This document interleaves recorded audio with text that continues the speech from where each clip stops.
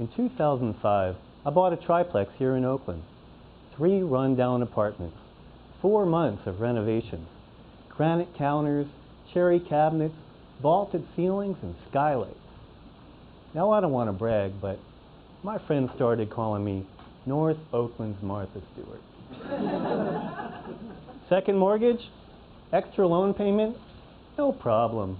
See, back then, everyone knew that California home prices were going straight up forever, just like those solid investments with Bernie Madoff.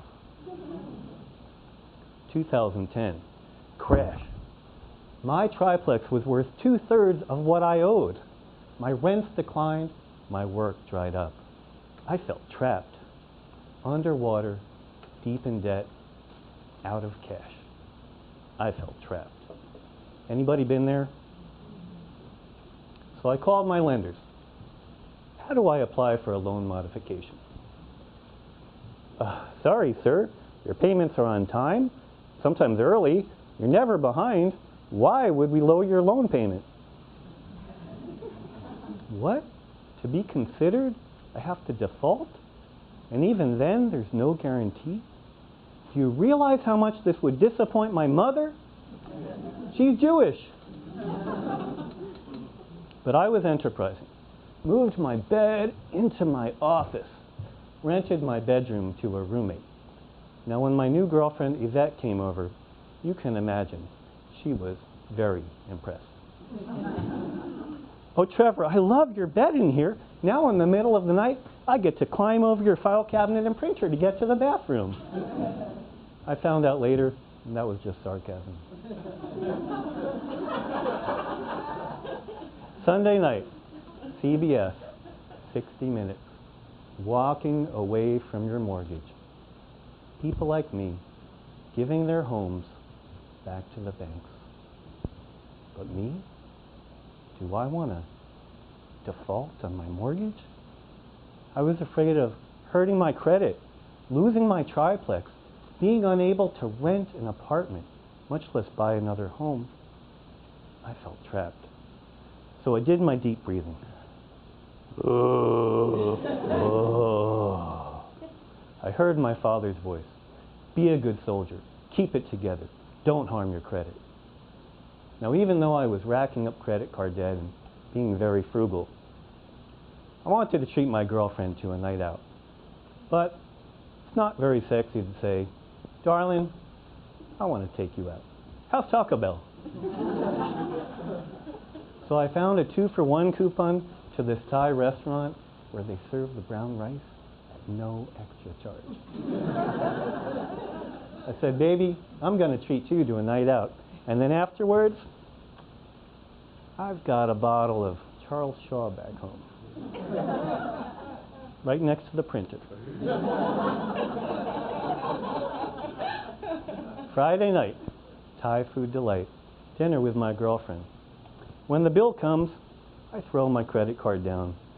But a minute later, the nice Thai waitress loudly declared, "Sir, your visa not working." Oh my God, I'm so embarrassed. My stomach is tight. My heart is pounding. My face is sweaty. Am I turning red? All of a sudden, I'm back in 5th grade on that Monday morning when I asked the most popular girl on a date. My classmates cracked up laughing. They thought it was hilarious. Hey, small fry, you think Mia would go out with you? You? You're just a little wussy. So there I am at the Thai restaurant, feeling just like that small, humiliated boy. Yvette paid the bill. So much for feeling like a man. Alone with me in the car, she said, Trevor, what's really more important?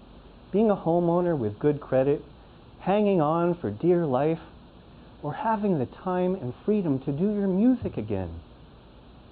You are not a victim of circumstance. You are choosing to be a prisoner of fear, choosing to go down with a sinking ship. But you don't have to. I thought, wait a second.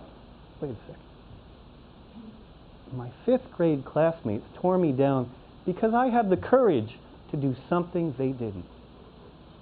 Where is my courage now? Where is my courage now? If I have the guts to stop paying my underwater mortgages, what's the worst that could happen? I mean, what's the worst that could happen? It won't be the end of me. Either I'll get better loan terms or I'll go back to renting. But either way, I'll have my life back. The moment I made peace with the worst case scenario, I took my fate back into my own hands. I forced a showdown with my lenders. Like David against Goliath, the odds were against me, but the outcome was a miracle. My first lender cut my loan payments in half, and my second lender let me pay off my loan for 10% of the balance. Freed of my biggest financial burdens, I was liberated to write and perform my songs again, to sing at spiritual centers all around the country, to grow my thriving online school into a successful business with thousands of paying customers. So which of you are willing to stop being prisoners of fear? Are you? Are you? Are you? Just like I was inspired by Yvette, imagine making peace with the worst case scenario and taking the risks necessary